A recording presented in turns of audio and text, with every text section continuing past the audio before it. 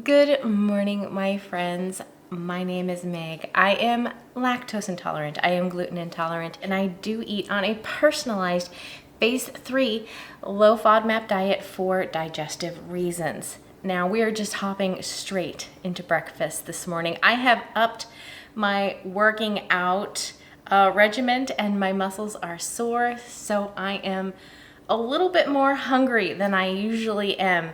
And so I want breakfast. I kind of want it as soon as possible.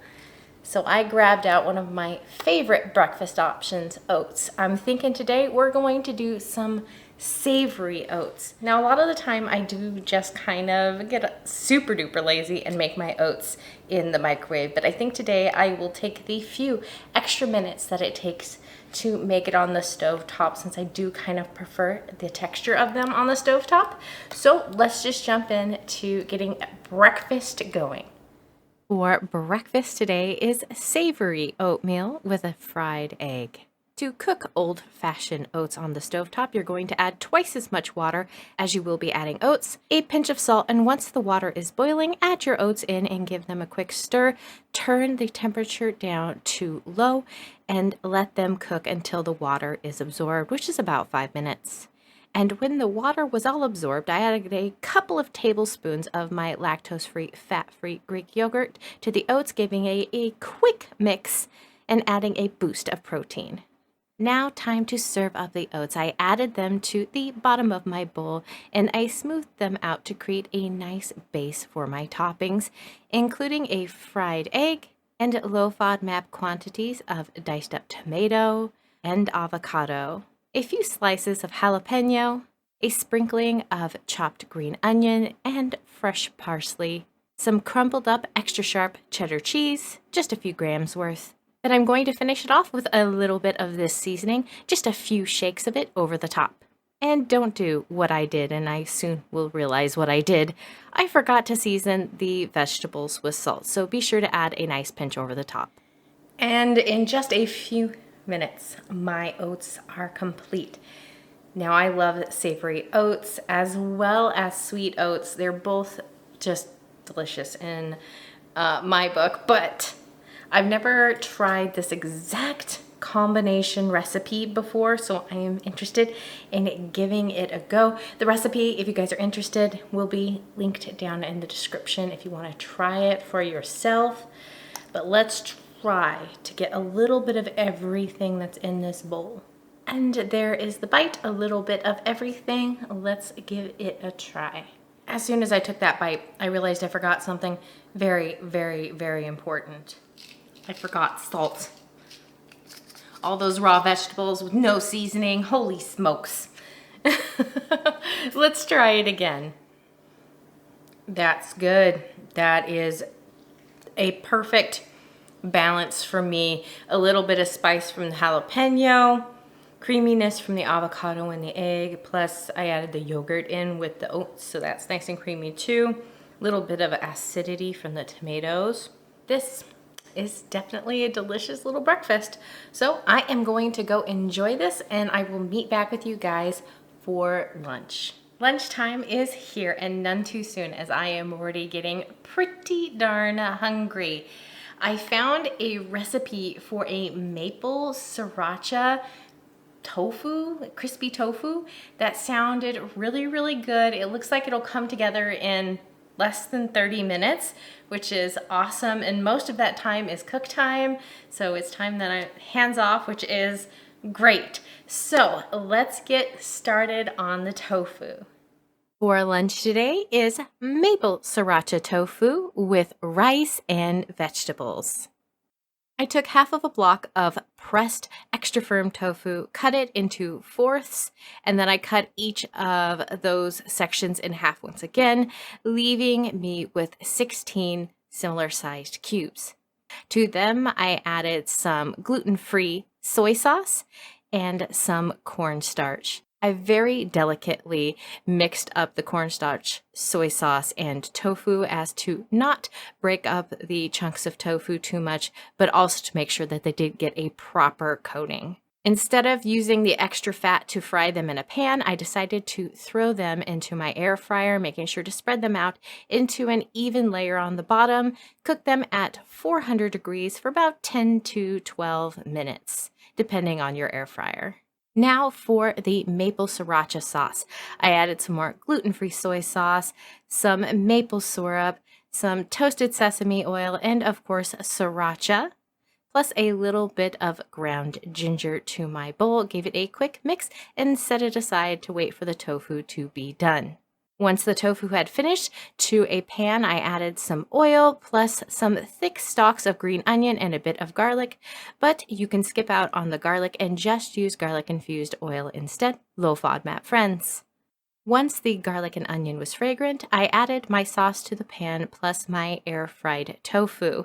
And I gave everything a good and proper mix to make sure that every piece of tofu had a good coating of the sauce. Now to serve up my lunch, I added a bit of warmed up leftover rice to the base of my bowl, a helping of the tofu over the top.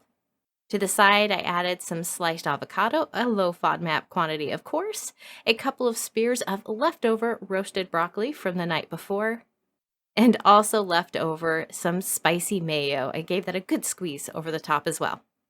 For a garnish, I added a bit of sushi ginger, some sesame seeds, and finally some fresh chopped up green onion. My little tofu and rice bowl is complete. I'm actually really surprised at how many leftovers I got put into this bowl. I had the leftover spicy mayo. I actually made this earlier in the week when we had salmon rice bowls, and I made this by using half mayo and half of my fat-free, lactose-free Greek yogurt to cut down on the fat, and it's still really, really, really good. So, you know, there's that. Also, roasted broccoli. I had some roasted broccoli left from dinner last night, and I'm like, I'll just throw it on the bowl. I love broccoli, and it'll look great, and it does. I'm pretty excited to try this, so let's just dive in. There is a bite of the tofu with a little bit of the rice. Let's give it a try. It's good, but it feels like it's missing something. Like some sort of acidity in the sauce, I think would really, really help it. So next time if I make this, I might add like a dash of vinegar or maybe some lemon juice to it to see if that will help with the flavor. Actually, I have a little bit of lime. I'm gonna squeeze some lime over it and see if that helps. A little bit of lime juice on a piece, and we'll give it a try and see how that is. There we go. That's what it needed. It needed some acid. That took it from like a 6 to like an 8. So that's a good jump right there. So now, with that little bit of a change to the recipe, I'm going to go enjoy my lunch, and I will see you guys back for supper. It is already getting rather late, and it is now dinner time, and well, because it's so late, I want something that's going to be super duper fast, but really delicious and filling, and I think chicken hummus bowls are going to fit the bill tonight. I'm also just going to be super duper lazy and throw the chicken in the air fryer and probably just use some more of the leftover rice that I already have in the fridge. So really the only thing I need to do is get the chicken in the air fryer and then chop up some vegetables, and the bowl will come together like in an instant once the chicken is done. So let's get it started. For dinner, our chicken hummus bowls. I started off by patting some white meat chicken dry and then chopping it up into bite-sized pieces. And then I put them in a bowl to season them with some cumin, some paprika, a small amount of cayenne pepper, and some salt. Gave everything a quick mix so that it was coated in the seasoning mixture. And then I went for the lazy route and put my chicken in my air fryer basket, spreading everything out into a single layer on the bottom. I cooked it at 400 degrees until it was 165 internally, which is about 10 to 15 minutes depending on your chicken size and air fryer. Now for the kind of marinade coating that you finish the chicken off with. I added a couple cloves of garlic to my bowl, but honestly, low FODMAP friends, you might be able to skip this part, and instead, after you add a little bit of salt to the bowl, just put in some garlic infused oil instead of olive oil. Then I finished it off with a little bit of fresh squeezed lime juice. Then I gave everything a quick mix and it ended up being this creamy mixture. Once the chicken had finished cooking, I put it into a clean bowl and topped it with the garlic oil sauce. Gave it a quick mix to make sure that everything was coated, and then I set it aside for a few minutes, occasionally remixing it to make sure that the sauce was distributed over the chicken properly. While that was sitting, I chopped up some veggies, including low FODMAP quantities of cucumber and tomato, plus some radish and some purple onion. Now, low FODMAP friends, just swap that out for green onion instead.